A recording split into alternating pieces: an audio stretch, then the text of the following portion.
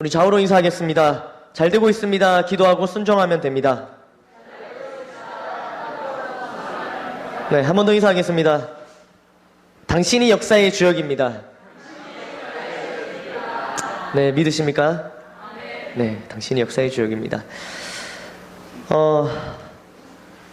제가 질문을 하나 드릴 텐데 대답을 하지 마십시오. 대답을 하면 큰일 납니다. 2016년이잖아요, 지금. 2016년은 어떤 해죠? 네, 대답하지 마시고. 2016년은 그런 해입니다, 그렇죠? 대답하면 큰일 나요.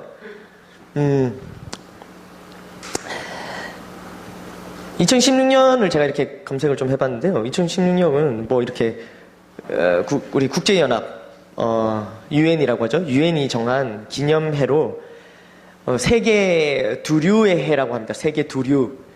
두류공원 그 두류거든요. 두류가 뭐냐면은 콩에 관련된 해라고 합니다. 뭐 콩, 팥, 뭐 녹두, 뭐 이런 것들이 식량적으로 굉장히 뭐 이렇게 앞으로 미래의 자원으로 이렇게 중요하다 해서 식량 안보라는 말을 처음 들어봤는데 식량 안보 이렇게 하면서 유엔에서 지정한 세계 두류의 날이라고 합니다.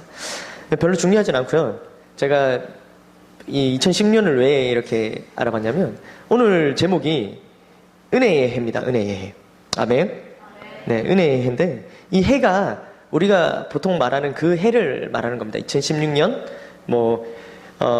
이제 세계 두류의 해 뭐 이런 해를 말할 때 저 해의 의미가 그런 겁니다. 그래서 은혜의 해라는 제목으로 오늘 함께 말씀 나눌 텐데요.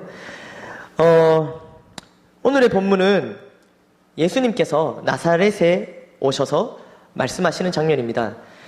예수님께서 이렇게 이제 장성하셔서 광야에서 시험을 받으시고 세 가지 시험을 받으시죠. 시험을 받으시고 이제 시험이 끝난 후에 사역을 막 시작하셔서 먼저 갈릴리로 가십니다. 그래서 갈릴리에 가셔서 이렇게 사역을 하시다가 이제 나사렛으로 오신 겁니다. 이 나사렛은 특별히 예수님께서 자라신 곳입니다. 자라신 곳. 예수님께서 태어나신 곳이 아니고요. 자라나신 곳이죠. 그러니까 아주 어렸을 때부터 예수님이 이렇게 활동하던 무대였습니다. 그곳에 다시 오셔서 이제 말씀하고 계시는 부분인데요. 4장 16절 말씀입니다. 16절 말씀. 네. 네. 이거 준비가 됐다는 말인가요? 기다리라는 말인가요? 네. 이거 뭐죠? 두 개 다 하네. 이거 X도 하네요.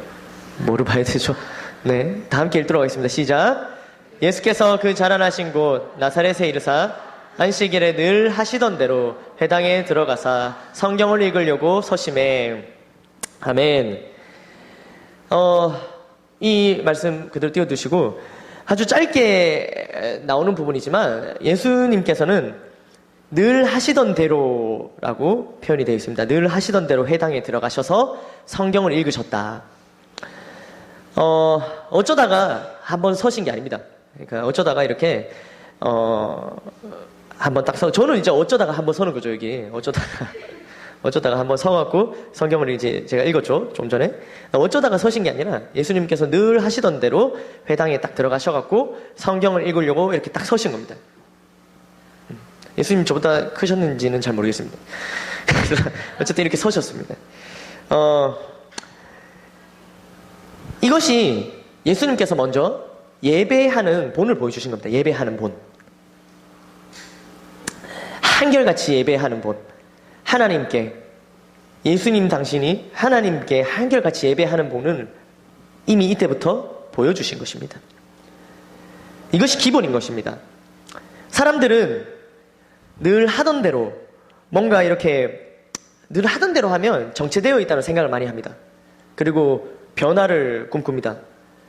내가 너무 이렇게 고립되어 있는 거 아닌가? 뭔가 이렇게 같은 것을 계속 반복하면은 정체되어 있고 도태되어져 있다는 생각을 많이 합니다. 그래서 뭔가 새로운 시도를 하고 막 바꾸려고 합니다. 그렇게 하지 않으면 세상에서 뒤처진다고 생각합니다. 물론 예배를 아무런 감흥 없이 또 기대 없이 형식적으로 드리는 것은 좋지 않지만 늘 하던 대로 예배의 자리에 나오는 것은 결코 정체되거나 뒤처지는 것이 아닙니다. 아멘. 예수님께서 먼저 본을 보이신 그 길을 잘 따라가고 있는 겁니다. 아멘.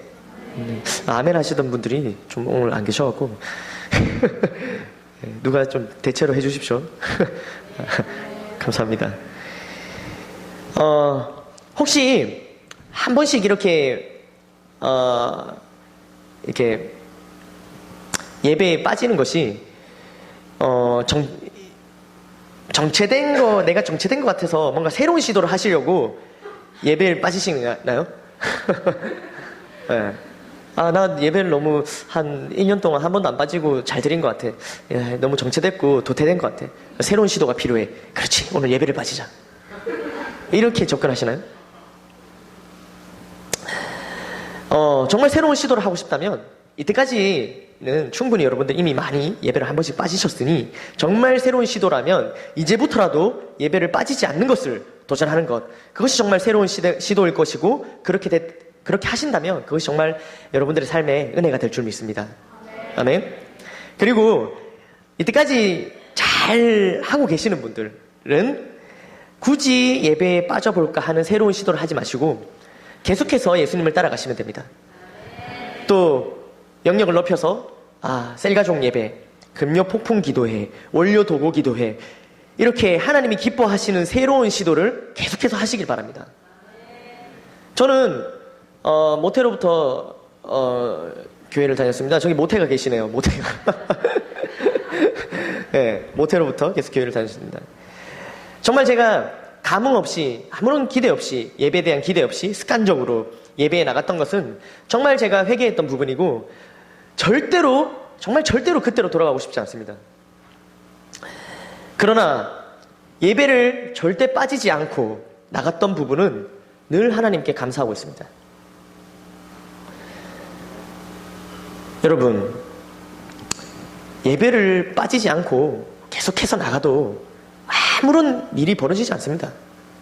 괜찮습니다. 뒤처지는 것이 아닙니다. 오히려 설사 뒤처지더라도 우리가 예배를 지켜야 하는데 결코 뒤처지는 것이 아니었습니다. 저의 삶을 돌아보면 그랬습니다. 예배를 안 빠지고 제가 이렇게 살아와 봤거든요. 근데 큰 일이 일어나지 않고 이렇게 멀쩡히 살아 있습니다. 할렐루야. 그러니까 이런 시도를 하지 않으셔도 됩니다. 걱정하지 마시고 늘 하시던 대로, 오늘 말씀해 보면 늘 하시던 대로 이렇게 회당에 들어가신 예수님께서는 먼저 성경을 읽으셨습니다. 그 다음 구절인데요, 다 함께 읽어보도록 하겠습니다. 시작.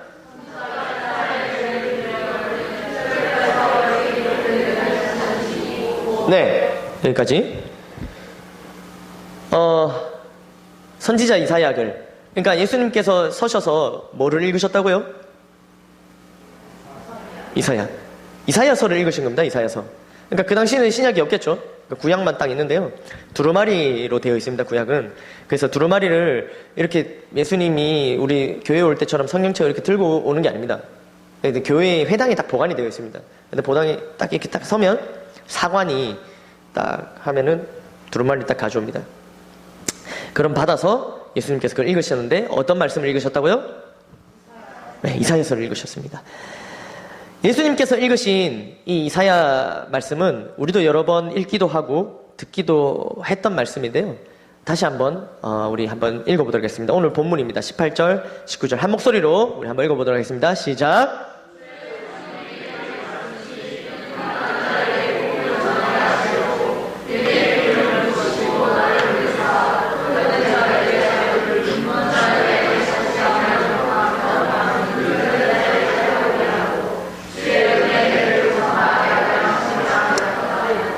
아멘. 네. 이 말씀 익숙한 말씀이죠, 여러분. 아닌가요? 여러분들 이번 주에 행복 모임 1과 복음의 절대 능력 그걸 나누셨으면 이 내용이 들어가 있습니다. 이 말씀은 18절 말씀인데요. 띄워주세요. 18절. 네. 성령 임한 자가 해야 할 일, 성령님이 임하신 이유에 대해서 말씀하고 계십니다. 먼저는 가난한 자에게 복음을 전하기 위해 성령님이 임하셨다고 하고 있습니다. 그렇습니까? 그래. 지은아, 그 뭐하노? 그래. 말씀 적고 있진 않지? 그래. 할렐루야. 이런 기분이군요. 담임 선생님들이 앞에 서면은 다 보이는 게 이런 느낌이었군요. 네, 너무 잘 보여서. 네, 할렐루야. 성령님이 방금 이렇게. 여러분께, 여러분 마음속에 성령님이 임하셨습니까? 저는 성령님이 임하셨나? 지은이에게? 아니요. 아멘? 성령님이 시켰어? 이렇게 하라고? 성령님이 함께하고 계십니까? 여러분들 삶에? 아직 잘 모르시더라도 예수님을 구주로 믿고 입으로 시인하셨다면, 이미 여러분은 하셨다면 성령님께서 함께하고 계신 겁니다.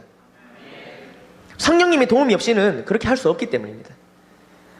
혹시 성령 충만의 어떤 경험이 있으신가요? 성령 충만. 아직 잘 모르시나요? 그러면 성령 충만까지는 아니도 성령 충만, 성령 조금 충만, 이런 거 어떤 경험이 있으신가요? 저마다 조금은 제가 있을 거라고 생각하는데요. 그때 기분이 어떠셨나요? 성령 충만했을 때 그 기분. 너무 좋죠? 재즈입니다. 참 좋죠? 그렇다면 성령님께서 함께 하신 이유는 우리의 기분을 막 재지게 하려고 그래서 성령님이 임하신 걸까요? 아니겠죠. 그렇다면 성령님이 우리에게 임하신 이유는 무엇입니까? 본문은 가난한 자에게 복음을 전하게 하기 위함이라고 말씀하고 있습니다. 또 포로된 자에게 자유를 전파하기 위함이며 눈먼 자에게 다시 보게 함을 전파하며 또 눌린 자를 자유롭게 하고 마지막으로 주의 은혜의 해를 전파하게 하려고 우리에게 임하셨다고 말씀하십니다. 아멘. 성령님과 함께 하고 있는 우리는 이렇게 하고 있나요? 먼저 가난한 자는 어떤 자를 뜻할까요? 가난한 자. 어떤 사람을 가난하다고 하나요?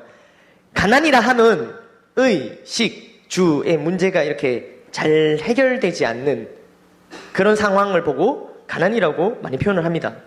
그 중에서도 삼시세끼 밥을 먹는 것이 힘든 상황을 보고 이렇게 특별히 더 지칭하자면 가난이라고 표현을 합니다. 실제로 예수님께서 이렇게 끼니를 해결하지 못하는 그 배고픈 자들에게 떡으로 또 물고기로도 먹이시기도 했습니다. 그러나 오늘 말씀에서 말하는 가난은 심령이 가난한 것을 뜻합니다. 심령이 가난한 것을. 우리의 심령은 그렇다면 무엇을 먹지 못해서 가난하고 하는 걸까요? 말씀. 아멘. 우리의 영도 무엇을 먹어야 하나요? 우리의 영도. 우리의 육은 많이 먹습니다. 오늘도 점심 식사 맛있게 하셨죠? 아멘. 네. 저는 못 먹었어요. 이런 말 하면 어머니가 또 속상해 하시는데 영의 양식을 먹고 왔습니다. 영도 양식이 필요하죠. 영도 뭘 먹어야 됩니다. 근데 그것을 우리의 영의 양식이라 하는데 그것이 바로 하나님의 말씀입니다. 아멘. 우리가 흔히 기도는 영의 호흡이라고 말하고요. 그리고 말씀은 영의 양식이라고 말합니다. 그래서 말씀과 기도가 절대적으로 필요한 겁니다. 우리에게 호흡과 양식이 필요하듯이 말씀과 기도가 이렇게 필요한 것입니다. 호흡을 계속하기 위해서는 어떻게 해야 되죠? 양식을 먹어야 됩니다. 제가 계속 이렇게 밥을 굶고 안 먹고 다니고 어머니 속상하게 하고 그러면은 양식을 계속 안 먹고 하면 호흡을 못 하겠죠. 그래서 속상해 하시는 겁니다. 그러니까 호흡을 계속 하기 위해서는 뭐 해야 된다? 양식을 먹어야 된다. 반대로 양식을 먹기 위해서 뭘 해야 되죠? 호흡을 계속 해야 됩니다. 손 맞고 밥 드셔보셨어요? 기도와 말씀이 그런 관계입니다. 기도와 말씀. 할렐루야. 무엇보다 이것은 호흡과 양식, 기도와 말씀, 무엇보다 이것은 생명에 관한 그 무엇보다도 중요한 것입니다.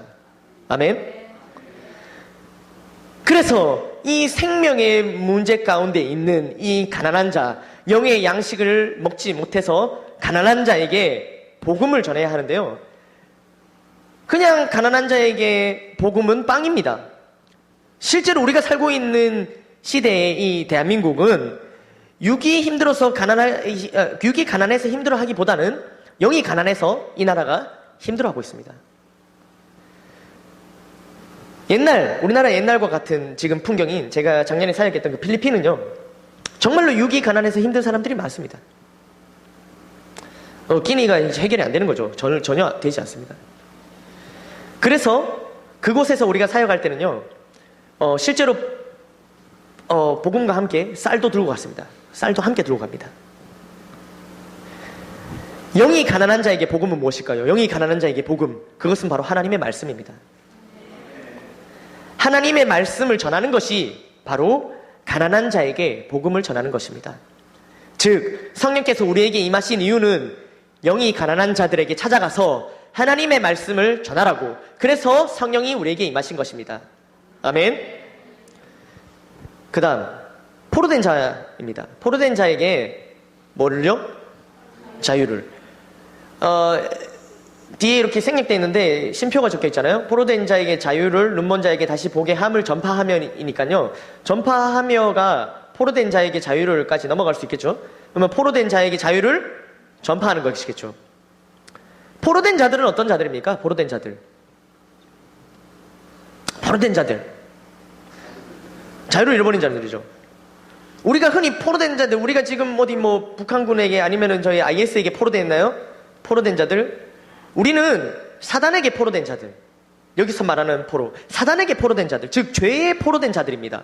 죄에 포로된 자들. 포로라는 뜻은요, 사로잡은 사로잡은 적이라는 뜻입니다. 이해되시죠? 적을 딱 사로잡으면 뭘 합니까? 포로라고 합니다. 그죠? 우리는 원래 누구 편이었을까요? 딱 두 가지 부류가 있겠죠. 적이라고 하는 것은 대상이 두 개가 있는 거죠. 적이라고 하는 것은 그러면 하나님 편, 사단 편 이렇게 두 개가 있겠죠. 우리는 원래 누구 편이었을까요? 하나님, 사단. 지금 다 헷갈리시는 많은 발언들이 나오시는데요. 말씀 보겠습니다. 에베소서 2장 3절 말씀입니다.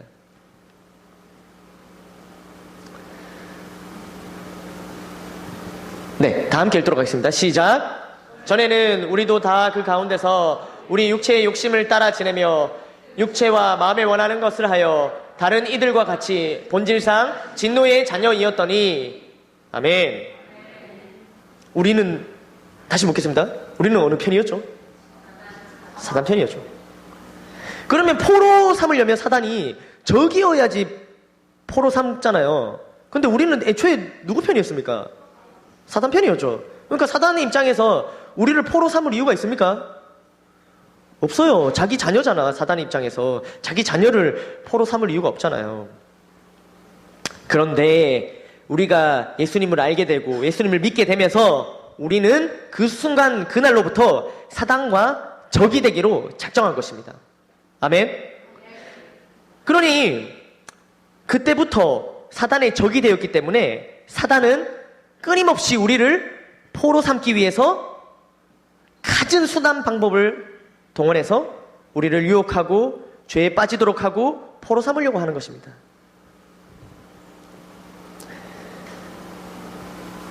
예수님을 믿지만 그 바람에 죄의 포로가 되어 살아가는 사람들이 많습니다. 예수님 믿기 전에는 무엇이 죄인지 몰랐기 때문에, 뭐가 죄인지 모르기 때문에 그냥 포로가 될 일도 없었습니다. 같은 편이기 때문입니다. 그러나 예수님을 믿기 때문에 믿은 후로 우리는 죄가 무엇인지 알게 되고 깨닫게 되고 또 그 유혹에 넘어가게 되고 그때로부터 우린 죄의 포로가 된 것입니다. 이런 사람들이 많습니다. 이들에게 자유를 전파해야 합니다. 아멘. 포로에게 자유는 무엇인가요? 포로에게 자유, 바로 같은 편이 승리했다는 소식입니다. 같은 편이 승리했다는 소식. 그것이 포로에게 자유입니다. 포로에게 자유는 그냥 너는 포로이긴 하지만 조금 이렇게 자유롭게 다닐 수 있도록 해줄게, 이 정도가 자유가 아닙니다. 포로이긴 하지만 내가 이렇게 먹을 것도 주고 해줄게. 실제로 그 포로법이 있습니다. 포로법. 우리 포로를 어떻게 대우해야 되는지 그 법이 있습니다. 그러니까 그렇게 해준다고 포로가 자유를 얻는 것이 아닙니다. 포로에게 자유는 포로가 속한 그 팀이 승리하는 것입니다. 승리하는 것. 승리했다는 그 소식. 예수님을 믿으면서도 죄악 가운데 거하는 자들에게, 그래서 마치 사탄에게 패배한 것처럼 살아가는 사람들에게 그것은 거짓이라고, 이미 예수 그리스도께서 승리하셨다는 것을, 사단의 머리를 짓밟으셨다는 것을 전파해야 합니다. 아멘. 그래서 예수 그리스도의 이름으로 사탄을 물리치고 죄 가운데에서 자유케 도와줘야 합니다. 이를 위해 성령이 우리에게 임하신 것입니다. 또한 포로라는 뜻은요, 이렇게 그냥 우리가 말하는 전쟁에 사로잡은 적이라는 뜻도 있는데, 상징적으로 어떤 사람이나 어떤 일에 마음이 쏠리거나 매이어 꼼짝 못하는 상태, 이것이 바로 포로라고 하는데요. 제가 예화를 좀 들려드리겠습니다. 여러분들 예화를. 저도 이렇게 앞으로 좀 나와서 한번 해보겠습니다. 한 목사님 사모님 계셨어요. 한 목사님, 저희 어머니 아버지 이야기는 아니에요. 절대 오해하지 마십시오. 목사님 사모님 계셨어요. 근데 이 사모님이 이렇게 다른 건 다 너무 잘하시는데 조금 이렇게 과소비를 하세요. 근데 과소비를 다른 거 하는 게 아니라 옷을 사는 걸 너무 좋아하시는 거예요. 이 사모님이 옷을 사는 거를. 그래갖고 이 사모님이 어디 나갔다만 들어오면 옷을 딱 사와갖고 이제 목사님한테 목사님 저 어때요? 이러면서 옷을 하나 샀어요. 옷을 하나 샀어요? 이러면서 이제 얘기하는 거예요. 네, 좋네요. 이랬는데 또 다음날 또 사모님이 옷을 하나 사오는 거예요. 또 이렇게 막 이렇게 한 바퀴 돌리면서 목사님 옷을 하나 샀어요. 아, 그래요? 아유, 잘하셨습니다. 그래서 옷을 계속 사시는 거예요. 옷을 계속 사는 거예요. 그래갖고 목사님이 이제 사모님, 그러니까 옷을 왜 이렇게 사시냐고, 이렇게 하니까, 근데 옷을, 그 옷만 보면은 사모님이 원하진 않은데, 이게 멈출 수가 없다는 거예요. 또 가면 이렇게 예쁜 옷이 딱 걸려있으면, 막 사야겠다는 마음이 막 불일 듯이 일어나서, 그것을 멈출 수가 없다는 겁니다. 그래서 목사님이, 사모님, 그것은 사탄이 그렇게 속이는 거라고. 사탄이 그렇게 충동 구매하도록 충동지향을 속여놓으니까 다음부터 옷가게에 가서 예쁜 옷이 있거든랑 딱 옷을 입고 나오는데 이쁘거든, 거울에 대고 딱 선포하라고. 옷 입고 나오면은 딱 나와서 이제 거울 딱 보잖아요. 거울에 대고 딱 이쁘걸랑 거울에 대고 선포하라고. 사탄아 물러가라, 이렇게 거울 딱 보고 사탄아 물러가라 이렇게 선포하라고 딱 가르쳐 준 거예요. 그래서 사모님이 네 알겠습니다 목사님 하고 딱 돌아가셨어요. 그리고 이제 한동안 진짜 사모님이 옷을 안 사시는 거예요. 그래서 이제 목사님이 물어봤어요. 사모님 요즘에 이렇게 옷을 안 사세요? 이렇게 물어보니까 사모님이 목사님이 시킨 대로 했다고. 딱 거울 봤는데 너무 예쁜 나를 보면서 딱 이 사단이구나, 사단아 물러가라 이렇게 다 한 걸. 그래갖고 이제 또 평화로운 날들을 지냈습니다. 평화로운 날을 지냈는데 며칠 뒤에 또다시 사모님이 옷을 딱 새 옷을 또 입고 이렇게 딱 온 거예요. 그 목사님이 사모님 옷을 왜 또 사셨냐고. 그렇게 내가 가르쳐준 대로 안 했냐고. 사모님이 가르쳐준 대로 했다고. 목사님 제가 했어요. 거울에 대고 했는데도 옷을 샀다고. 왜 옷을 샀냐고 도대체. 사모님 하신 말씀이 거울에 대고 사단아 물러가라, 사단아 내 뒤로 물러가라 이렇게 딱 하셨대, 강력하게.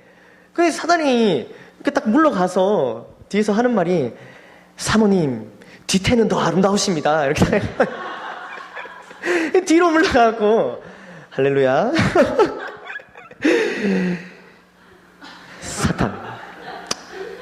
사탄 이처럼 무언가에 매여 있는 사람들이 많습니다.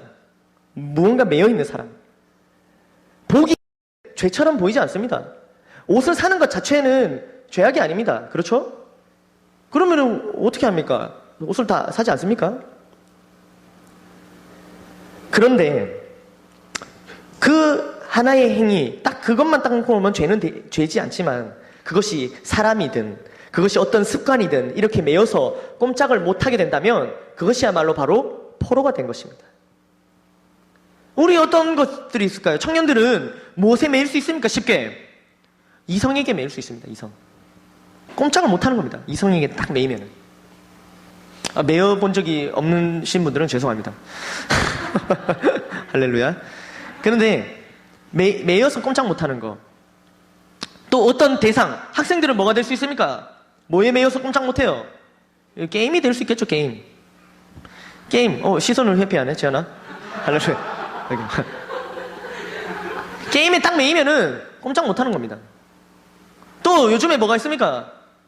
많이 매입니다. 스마트폰. 꼼짝 못합니다. 이상하게. 스마트폰 앞에서 꼼짝 못합니다. 연약해집니다.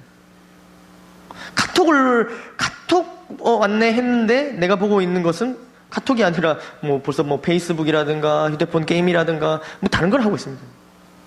그래서 처음에 휴대폰을 내가 왜 들었지?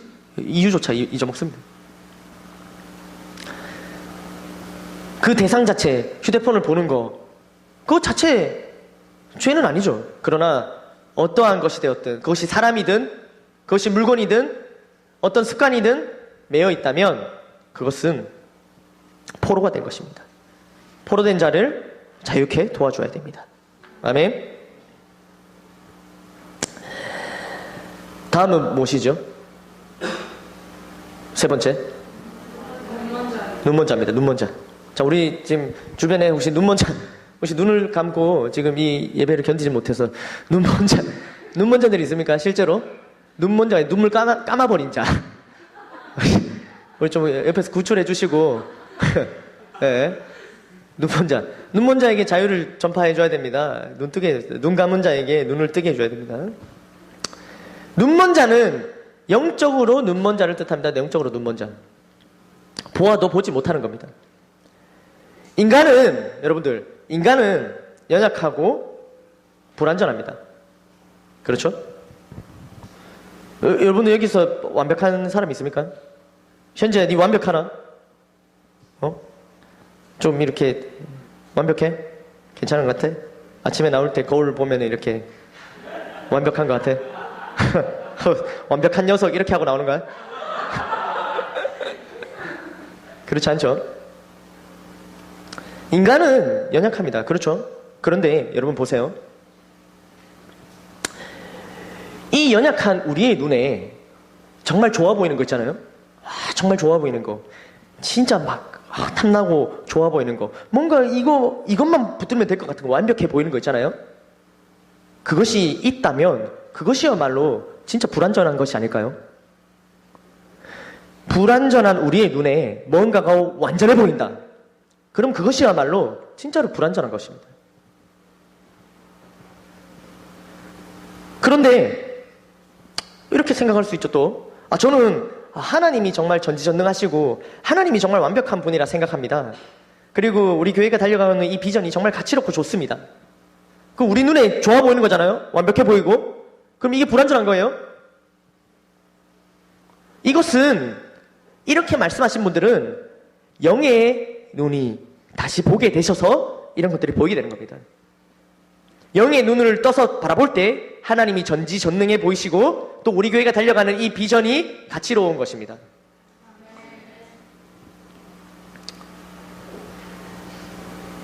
그러나 많은 사람들이 영의 눈을 뜨지 못하고 있습니다. 눈에 보이는 것, 눈앞에 보이는 것에 집착하며 눈앞에 보이는 문제들로 힘들어합니다. 영원한 것을 바라보지 못하고 또 눈에 보이지 않지만 늘 함께 계시는 주님을 바라보지 못합니다. 이런 눈먼 자에게 다시 보게 함을 전파해야 합니다. 아멘. 이를 위해서 성령이 임하신 것입니다. 그리고 그 다음 뭐죠? 그 다음 눈먼 자 다음에 눌린 자. 눌린 자를 자유롭게. 이 눌린 자는 이 당시의 표현으로는 귀신 들린 자. 눌린 자라고 많이 표현하는데요. 정신적으로 힘들어하는 사람들을 말합니다. 정신적으로. 의식 중에 혹은 무의식 중에 나를 누리고 있는 쓴뿌리와 상처. 오늘날 정말로 많은 현대인들이 이런 정신적인 질병으로 힘들어하고 있습니다. 그것을 치유하지 않아서 정말 이상한 엽기적인 범죄도 많이 일어나고 있습니다. 목사님 늘 얘기하시죠? 냉장고. 어느 날 남자친구가 나를 냉장고에 넣을 줄 어떻게 알았겠어요? 정말 이상한, 이거 정신적으로 정상적이지 않습니다. 얼마 전에 뉴스를 봤는데 또 어떤 애 아빠가 아기가 막 울어갖고 그걸 못 견뎌갖고 애를 던졌대요. 그냥 아파트 밖으로. 이것이 정신적으로 우리가 이해되지 않는 영역이죠. 정신적으로 고통받는 사람이 많습니다. 눌려있는 사람들이 많습니다. 상처를 치유하지 않아 딱지가 생기고 그 딱지에 이렇게 눌려있지만 그 안에서 상처는 계속해서 커지고 있습니다. 조금 아프겠지만 딱지를 떼어주고 상처를 치유해줘야 합니다. 쓴뿌리를 제거해야 합니다. 이를 위해서 성령님이 임하신 것입니다. 아멘. 그리고 마지막으로 이제 그 다음 절이죠. 은혜의 해를 전파하는 것. 그죠? 이렇게 딱 말씀하시고 예수님은 자리에 앉으십니다. 서서 이 말씀을, 이사야 말씀을 두루마리 딱 펴갖고 얘기하시고, 그 다음에 자리를 딱 앉아갖고 계속해서 이제 말씀하십니다. 예수님의 말씀에 회당에 있는 모든 사람들은 예수님께 집중하였습니다. 누가복음 그 다음 말씀인데요. 한번 같이 읽어보도록 하겠습니다. 20절, 21절 말씀.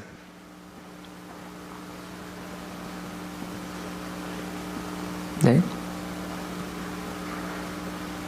네. 다 함께 들어가겠습니다. 시작.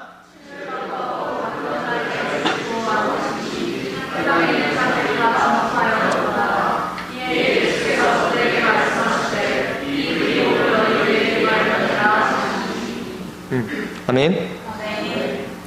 책을 딱 덮으신 거예요. 책을 덮으시고 이제 회당에 있는 사람들이 다 주목하여 받고, 그리고 예수님께서 이 말씀이 오늘 너희 귀에 응하였느니라 얘기하십니다. 이렇게 말씀을 하시고요. 뒤에 조금 더 예수님께서 말씀을 하시는데요. 근데 오늘 본문에 해당하는 이 누가복음 4장 이 지금 내용에 들어가 있는 후반부를 보시면요. 예수님이 이 말씀을 듣던 자들이 화를 내며 예수님을 죽이려고 합니다. 예수님이 이렇게 딱 말씀하셨는데요. 갑자기 막 듣던 사람들이 화를 내고 죽이려고 합니다. 한번 말씀으로 확인해 볼까요? 28절 시작. 회당에 있는 자들이 이것을 듣고 다 크게 화가 나서 일어나 동네 밖으로 쫓아내어 그 동네가 건설된 산 낭떠러지까지 끌고 가서 밀쳐 떨어뜨리고자 하되. 아멘. 누가 이렇게 화를 냈을까요? 예수님 말씀하시는데 회당에 있어서 들었던 자들은 누굴까요? 그들은 유대인들입니다. 유대인들은 하나님을 아는 자들이었습니다. 하나님을 아는 자들이고 예배드리는 자들이었습니다. 여기는 회당입니다. 회당에서 예배드리던 중이었죠. 근데 예수님이 말씀하셨는데 화를 냅니다. 왜 화를 냈을까요? 정답 맞추시면 제가 이렇게 상품 드리겠습니다. 예? 찔려서.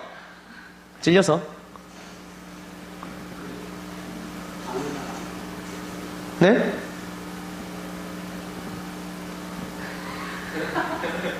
아는 사람? 요셉의 아들. 아는 사람인데, 그냥 이렇게 동네에서 원래 커서 아는 사람인데, 그 아는 사람이 성경 읽으면 안 돼요? 저를 죽이실 건가요? 자기가 선지자라고 얘기해서. 그것도 이유가 될 수 있죠. 또, 혹자는 이렇게 얘기합니다. 예수님이 말씀을 너무 길게 하셔서. 여러분들,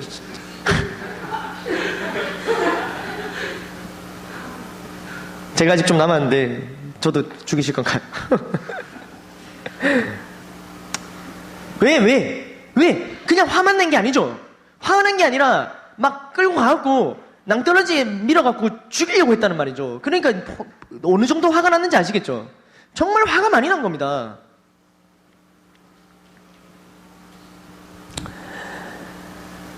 예수님은 그냥 구약 성경 말씀을 읽으셨는데, 이들도 다 알고 있고 믿고 있는 그냥 그 구약 성경 말씀을 읽었는데 이렇게 화를 낸 겁니다. 이들이 화낸 이유를 알아보기 위해서 예수님께서 인용하셨던 이사야 말씀을 보도록 하겠습니다. 이사야 61장 이 말씀을 인용하셨는데요. 1절에서 2절 말씀입니다. 다 함께 한번 읽어보도록 하겠습니다. 시작. 이는 여호와께서 내게 기름을 부으사 가난한 자에게 아름다운 소식을 전하게 하려 하심이라. 나를 보내사 마음이 상한 자를 고치며 포로된 자에게 자유를, 갇힌 자에게 노임을 선포하며 여호와의 은혜의 해와 우리 하나님의 보복의 날을 선포하여 모든 슬픈 자를 위로하되. 아멘. 무엇이 다른지 알아채셨나요? 보복의 날. 맞습니다. 앞에는 다 똑같은데요. 이사야 말씀에는 보복의 날이 하나 더 있습니다. 예수님은 은혜의 해를 선포하는 걸로 끝났습니다. 그런데 원래 이사야 말씀에는 이렇게 적혀 있었습니다. 그런데 예수님이 이사야 말씀을 펴서 이걸 보시는데도 저거를 빼고 읽으셨던 거죠.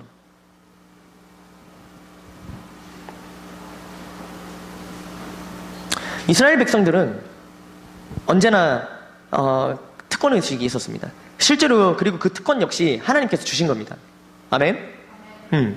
그들을 구별하여 부르셨으니까요.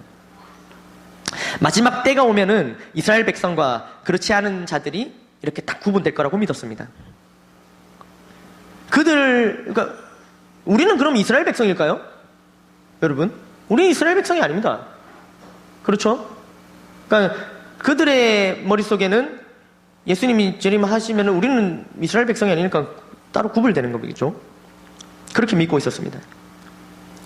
그리고 하나님을 믿지 않는 자들에게 이 보복의 날이 있을 거라고 성경이 말하고 있기 때문에 이 성경 그대로 믿고 있었습니다. 실제로 마지막 때가 오면 그렇게 될 것입니다. 하나님 믿지 않는 자들은 그렇게 되겠죠. 그렇죠? 그런데 그 부분이 이제는 유대인들, 이스라엘 백성들에게만 국한되어 있는 것이 아닙니다.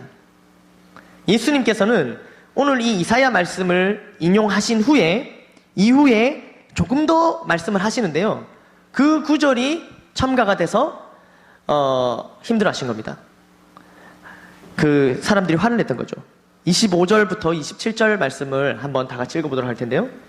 4장 한번 읽어볼까요? 준비됐나요? 네.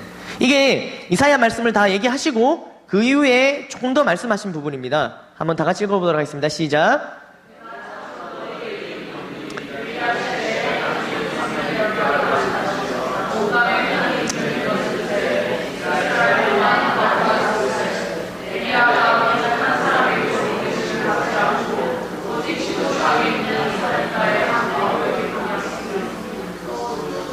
네, 또 선지자 엘리야 때에 이스라엘에 많은 나병 환자가 있었으되 그중 한 사람도 깨끗함을 얻지 못하고 오직 수리아 사람 나만 뿐이었느니라. 아멘. 자, 여기 보시면 아까도 앞에도 똑같은 구절입니다. 이스라엘에 많은 과부가 있었는데도요, 이스라엘의 과부들은 아무도 하나님 도우시지 않으셨어요. 또 이스라엘에 많은 나병 환자가 있었는데요, 이스라엘의 나병 환자는 구하지 않으셨어요. 그렇죠? 여기 나와 있는 수리아 사람 나아만, 그리고 26절에 나오는, 펴주실까요? 26절에 나오는 어디죠? 사렙다의 한 과부. 그러니까 이 사람들은 뭐죠? 이방인들입니다. 이스라엘 백성이 아닌 거예요. 그러니까 이스라엘 백성들은 특권을 가지고 있고 우리가 딱 그렇게 해야 되는데 예수님의 말씀은 이게 아닌 거예요. 그리고 이것은 실제로 있었던, 구약에 있었던 일이기 때문에 뭐 반박할 수도 없습니다. 그런데 이 말씀과 오늘 이사야의 말씀을 인용하시면서 보복의 날을 뺀 겁니다. 그러니까 쉽게 말하면은 이방인들에게 예수님이 관심이 있으시고 또 그들의 구원에 관해서 지금 자꾸 얘기하고 계시는 겁니다. 이방인들의 구원. 그걸 들었던 유대인들은 인정할 수 없었던 거죠. 인정 못해. 우리만 원래 구원받아야지. 무슨 소리야.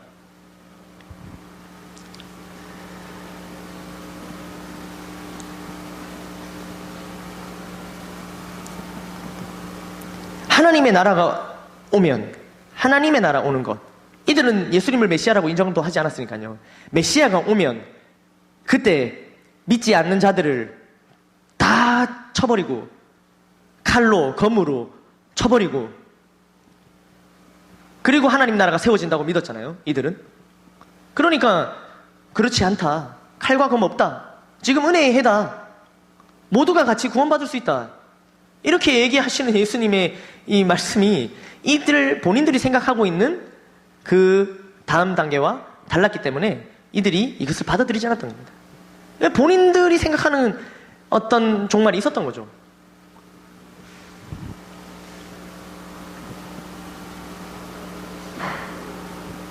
그러나 이런 그들의 패러다임과 이들의 생각 속에 예수님께서 오셔서 지금은 은혜의 해라고 강력하게 선포하고 계십니다. 여러분, 지금은 은혜의 해입니다. 아멘? 이것을 전해야 합니다. 우리도 모르게 특권의식을 가지고 있을 수 있습니다. 하나님의 백성인 우리끼리 교회에서 행복한 것. 이것은 예수님께서 우리를 구원하신 이유가 아닙니다. 성령을 우리 안에 임하게 하신 이유가 아닌 것입니다. 분명 마지막 날 예수님을 믿지 못한 자들에게는 그 마지막 날은 보복의 날이 될 것입니다. 그런데 그때 하나님은 어떤 자를 위로한다 하십니까? 모든 슬픈 자를 위로한다 하셨습니다. 이사야 말씀 들어주실까요? 이사야. 자, 여러분 보시면요. 은혜는 은혜의 해죠. year. 그죠? 보복은 뭡니까? 날입니다. 마지막 날이죠. 지금은 은혜의 날입니까? 은혜의 해입니다. 오늘만 은혜의 해가 아니고요. 지금 계속 저 날이 오기 전까지는, 그 D-Day가 오기 전까지는 계속 우리는 그 해를 계속 지내고 있는 겁니다. 그런데 그 보복의 날은 반드시 그 마지막 날은 올 건데요. 그때 모든 슬픈 자를 위로한다 하셨는데요. 보복의 날은 우리가 기뻐하는 날이 아닙니다. 와, 우리가 힘겹게 이 세상 믿음 지키고 살아갔는데 드디어 내가 예수님 오실 때까지 이 복음과 믿음을 끝까지 지켰구나. 아, 드디어 그날이 왔어. 할렐루야. 이렇게 하면서 막 기뻐만 할 수 없는 겁니다. 왜 그렇죠? 기뻐하지 못하는 자들이 있으니까요. 예수님을 믿지 못해서 우리랑 다른 편에 서야 되는 사람들이 있으니까요.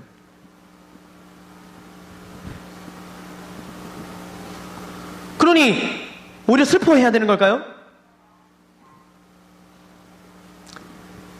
그러나 오늘 말씀에 이때여서는 지금은 전혀 슬퍼할 필요는 없습니다.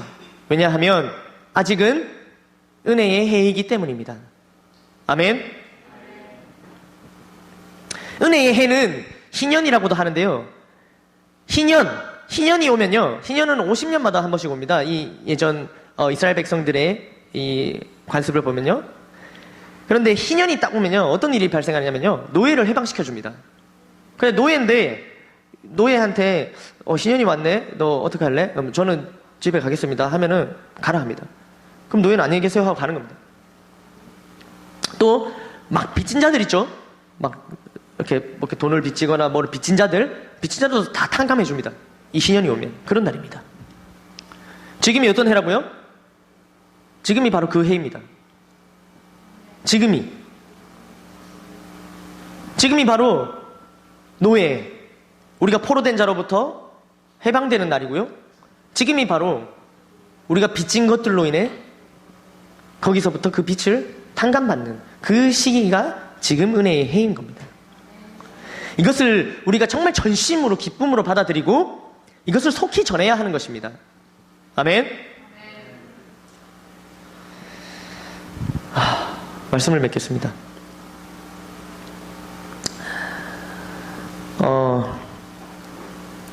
제가 이렇게 필리핀에서 새벽 기도를 하잖아요. 새벽 기도를 하는데 문득 이렇게 제가 제 마음에 갑자기 기도하는데요. 막 성경에 예수님께서 막 이렇게 수많은 병든 자들, 눈먼 자들도 고치시고 안전뱅이도 일으키시고 막 이렇게 하시잖아요. 근데 제 마음에 제가 막 그런 사람인 것 같은 거예요. 제가 눈이 멀었고, 제가 완전히 안전뱅이고, 제가 기머거리고, 제가 벙어리였던 거예요.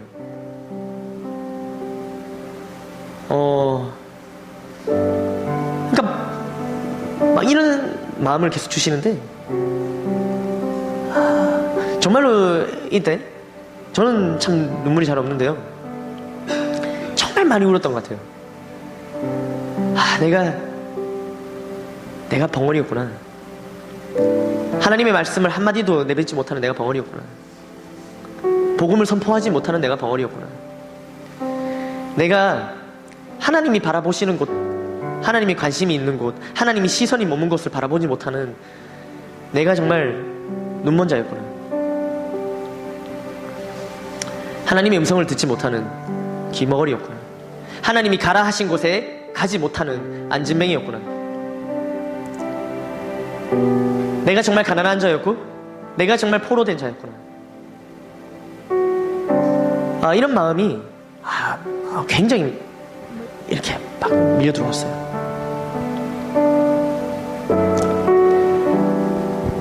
그런 저에게 예수님께서, 성령이 임하신 그 예수님께서 먼저 찾아와 주셨습니다. 그래서 저를 자유케 해주셨습니다. 저를 구원해 주신 것입니다. 우리 이 시간 영상을 같이 하나 보기를 원하는데요.